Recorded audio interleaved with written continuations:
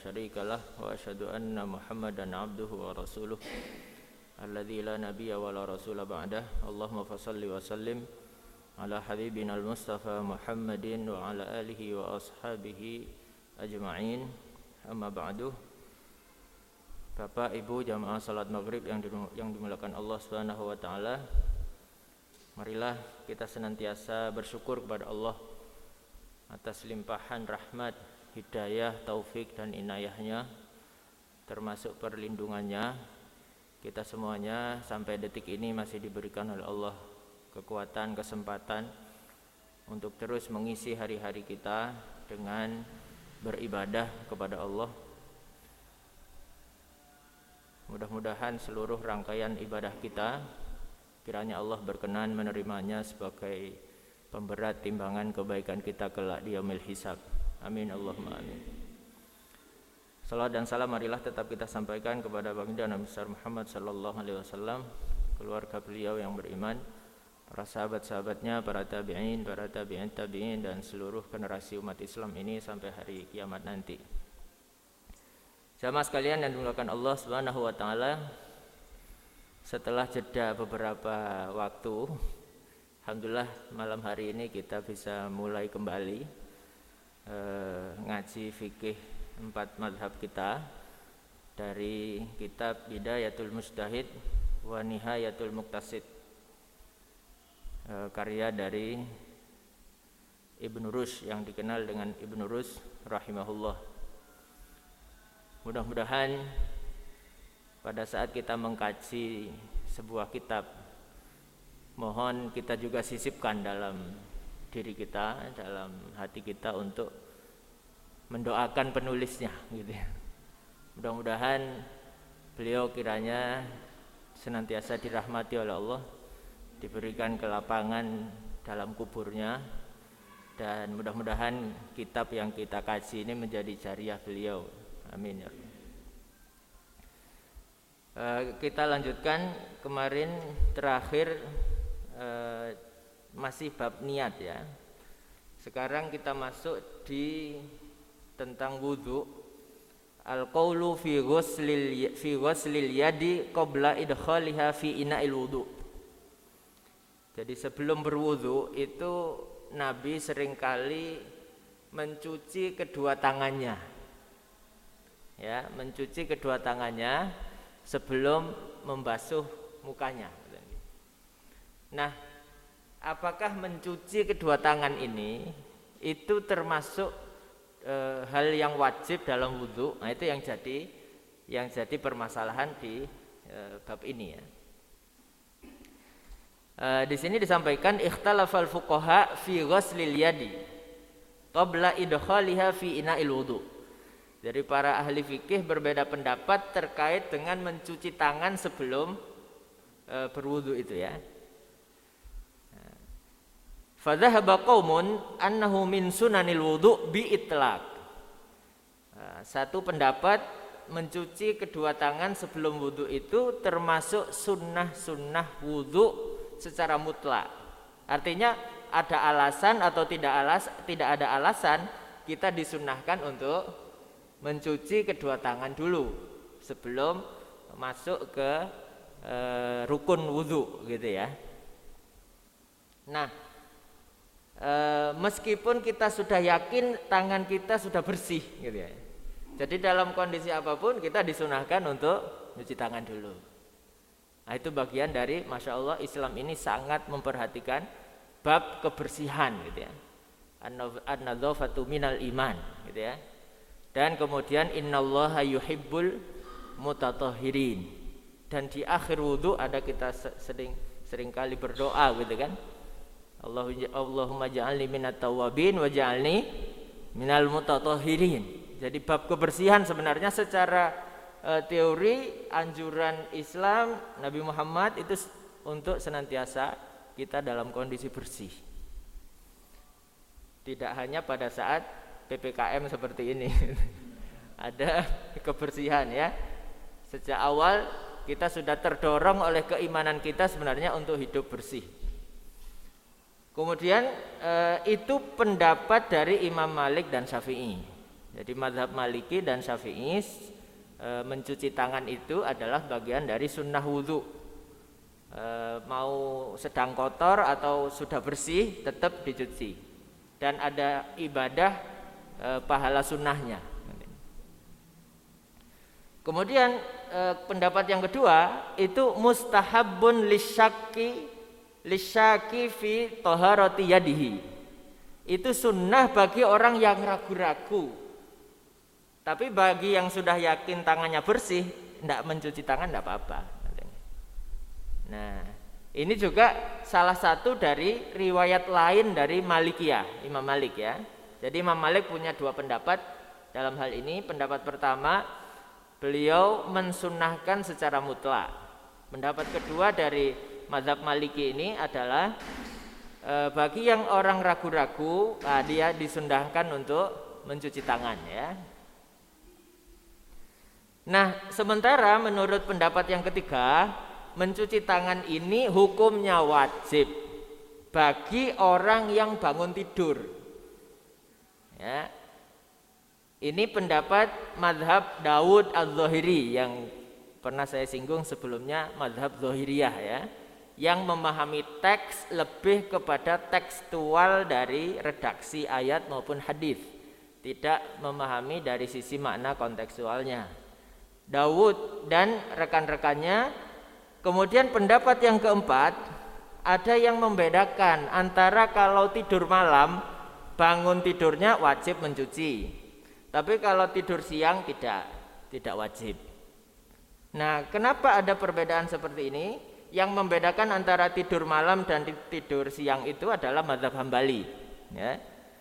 Dari sini kemudian kita bisa meringkas ada 4 pendapat ya.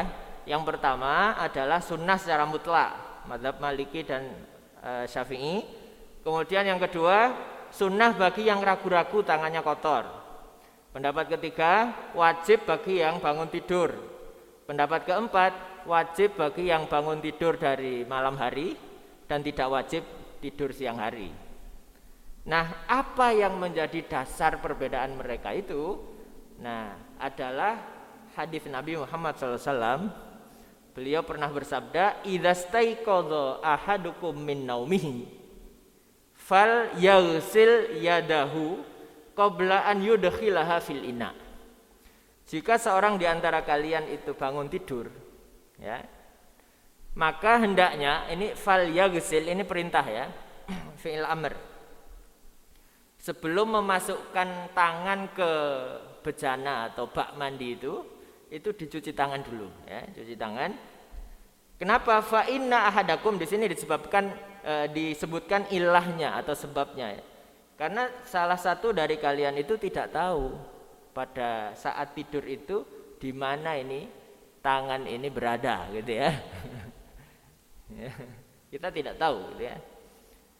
Nah, kata fal yaghsilha ini yang kemudian menjadi inti dari permasalahan ini. Barang siapa yang tidak berpendapat bahwa tambahan hadis ini ya, dalam hadis ini kan semacam tambahan dari ayat wudhu yang sebelumnya kita baca. Ayat wudhu dalam Quran itu kan langsung, tidak ada tambahan begini ya. Ya ayyuhalladzina amanu idza qumtum ilas sholati faghsilu wujuhakum. Jadi enggak ada mencuci tangan terlebih dahulu dalam ayat wudhu, langsung faghsilu wujuhakum. Tapi hadis Nabi bagi yang bangun tidur itu fal yaghsil yadahu.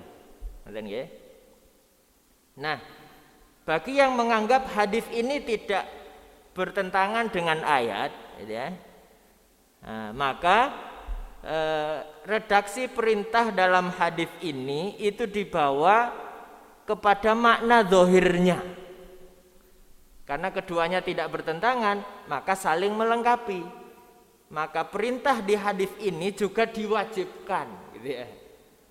Bagi yang mau wudu ya wajib juga cuci tangan, tambahan dari ayat wudu itu. Nah, itu tadi salah satu pendapat yang menjadi alasan di situ dasarnya.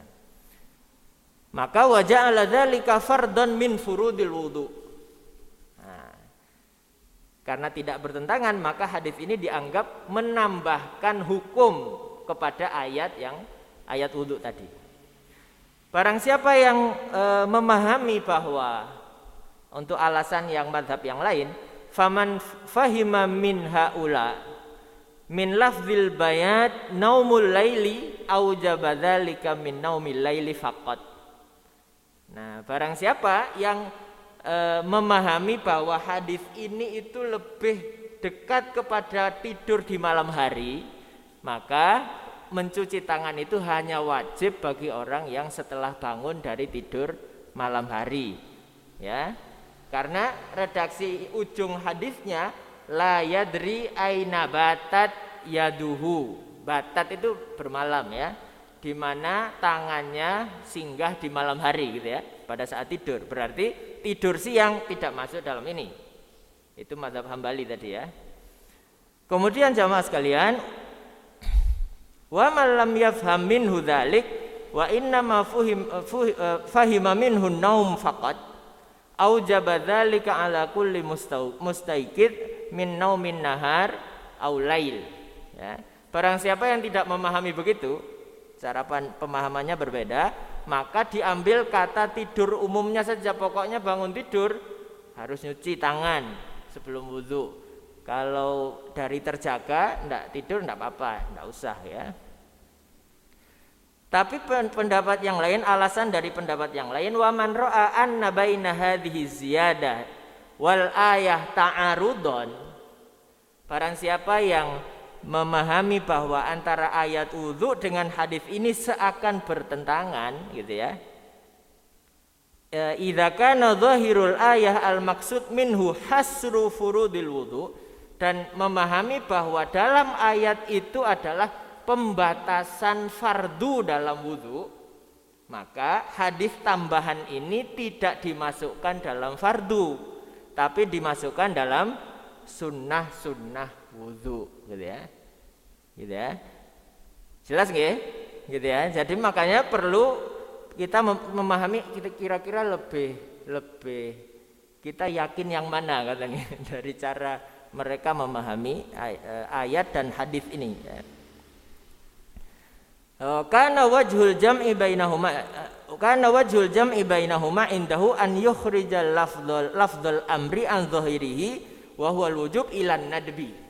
Karena meskipun hadis ini fi'il amr itu secara umum yaqtadil wujub, menuntut wajib dilaksanakan, tapi ada fi'il amr yang keluar dari makna asli wajibnya menuju sunnah.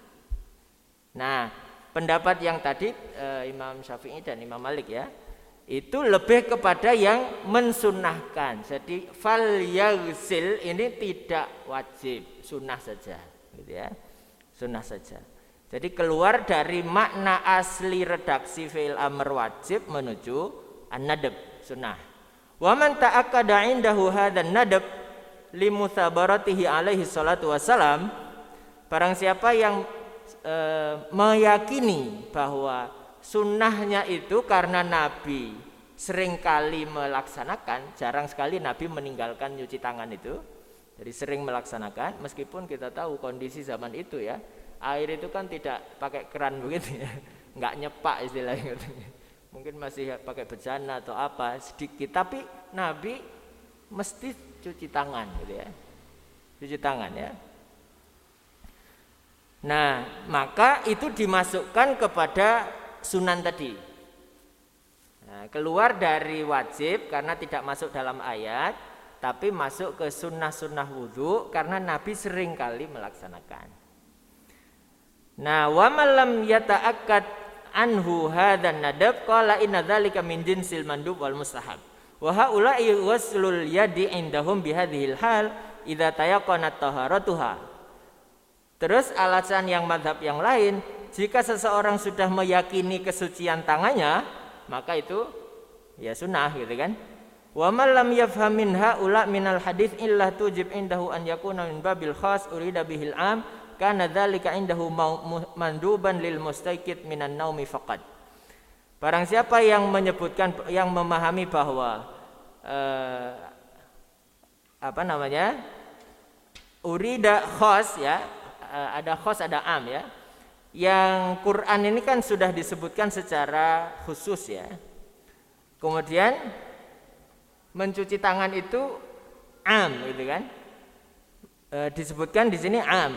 Maka menjadi mandub bagi orang yang bangun tidur saja. Manduban lil mustaiki minan naumi faqad. Wa man fahima anhu illa tasyakki, barang siapa yang memahami bahwa alasannya itu lebih kepada orang yang ragu saja, maka di situ orang yang ragu-ragu tidak harus ada kata tidurnya itu. Yang penting ragu saja. Ini tangan saya dari kerja atau dari mana, ragu-ragu ya sudah cuci saja. Bagi yang sudah yakin gitu ya. Nah, dari sini kita bisa memahami bagaimana perbedaan cara pandang para ulama yang kemudian mereka mengerucut kepada beberapa mazhab yang kita fahami dan kita warisi sampai saat ini ya. Kita warisi sampai saat ini. Itu yang bab tentang mencuci tangan ini ya.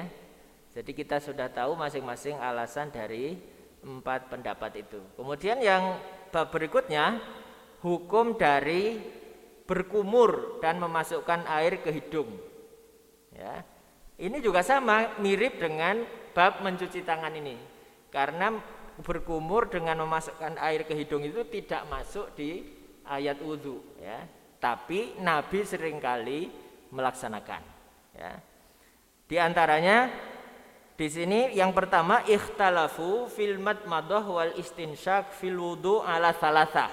Ada 3 pendapat. Yang pertama, pendapat pertama, keduanya baik kumur maupun memasukkan air ke hidung itu sunnah ya. Seperti sebelumnya ya, pendapat ini adalah mazhab Maliki, Syafi'i dan tambah 1 Abu Hanifah. Jadi berkumur dan memasukkan air ke hidung atau apa bahasa mudahnya, istinsyak. Istinsyak itu bahasa Arab. Bahasa Indonesia apa ya? Yang pendek gitu. Sepertinya belum ada. Gurah ya, gurah lah. Gurah ya. Nah, yang pertama, innahuma sunnatani fil wudu. Kemudian pendapat yang kedua, wajib. Fardu ya. Pendapat siapa? Ibnu Abi Laila dan sebagian dari mazhab Dawud tadi ya, Zahiriyah ya. Kemudian yang pendapat ketiga, al-istinsyak itu yang wajib, sementara berkumur itu sunnah. Dibedakan ya. Itu pendapat Abu Thawr. Ini mazhab lain ya. Tokoh lain para ulama tapi tidak sampai ke-4 mazhab yang terkenal itu ya. Abu Thawr, Abu Ubaidah dan sebagian dari Ahlu Zahir. Apa yang menjadi perbedaan, yang menjadi dasar perbedaan mereka para ulama ini adalah ikhtilafuhum fis sunan al-waridah fi dzalika hal hiya ziyadah taqtadi mu'aradata ayatil wudu aw la taqtadi dzalik. Sama dengan mirip dengan tadi mencuci tangan. Apakah tambahan ini menuntut adanya semacam berlawanan dengan ayat ya atau tidak ya? Kalau tidak ya berarti ditambahkan, diwajibkan. Kalau seakan bertentangan karena ayatnya hanya itu saja, ayat itu ingin membatasi wajibnya wudu, ya itu saja, minimal itu yang harus dikerjakan, maka selain itu berarti sunnah gitu. Gampangannya begitu. Pokoknya selain yang tidak disebut di ayat itu sunnah semuanya ya. Cuma kadang pada saat kita memahami wajib, sunnah, haram, makruh, mubah ini kadang kita kadang orang cenderung agak meringankan atau memudahkan, meremehkan yang sunnah gitu ya.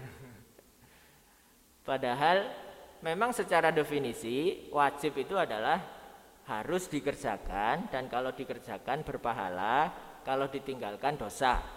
Sunnah itu adalah kalau dikerjakan dapat pahala, kalau ditinggalkan tidak apa-apa. Ini yang kadang seringkali menjadikan orang motivasinya berbeda gitu ya. Padahal Nabi, beliaunya sudah dijamin masuk surga, ya kan? Tapi masih terus menambah dari yang wajib itu dengan yang sunnah-sunnah ini gitu ya. Meskipun kalau beliau mau meninggalkan kan ya boleh gitu kan. Boleh, tapi beliau tetap melaksanakan. Apalagi kita yang seharusnya memahaminya ya. Jangan karena sunnah ya wes lah nggak usah. Jangan begitu.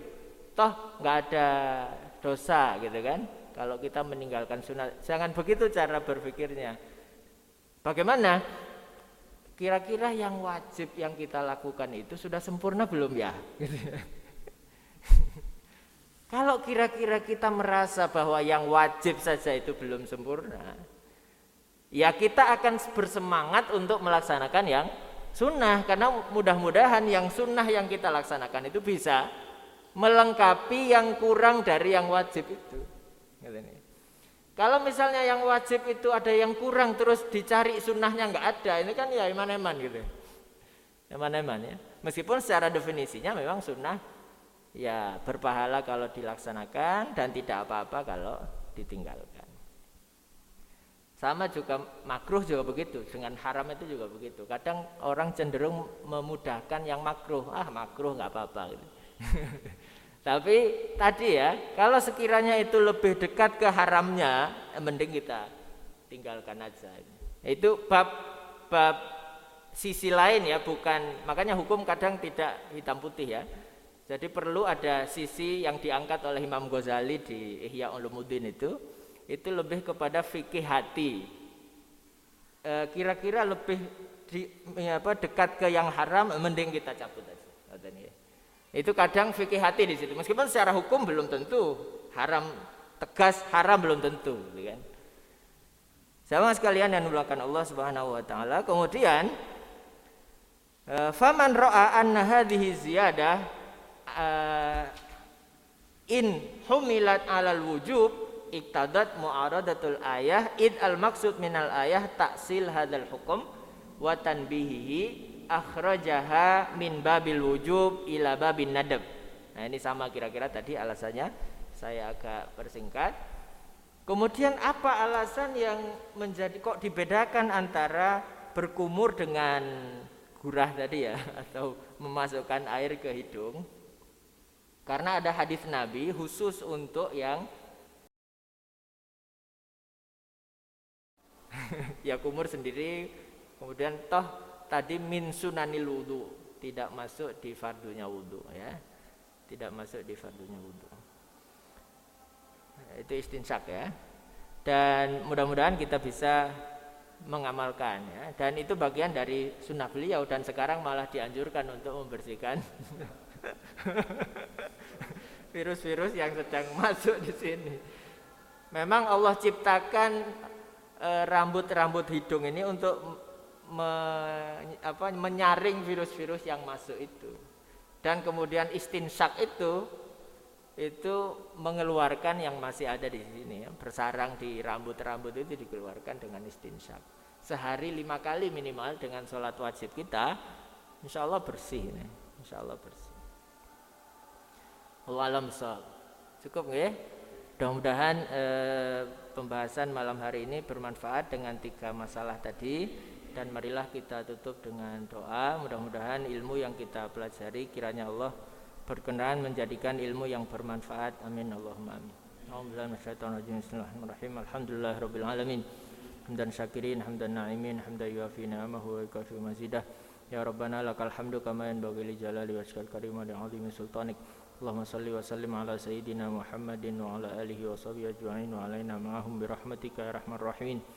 Allahumma ya hayyu qayyum bi rahmatika nastaghits, ya hayyu qayyum bi rahmatika nastaghits, ya hayyu qayyum bi rahmatika nastaghits. Allahumma ighfir lil muslimina wal muslimat wal mu'minina wal mu'minat al ahya'i minhum wal amwat innaka samii'un qaribun mujibud da'wat ya qadiyal hajat.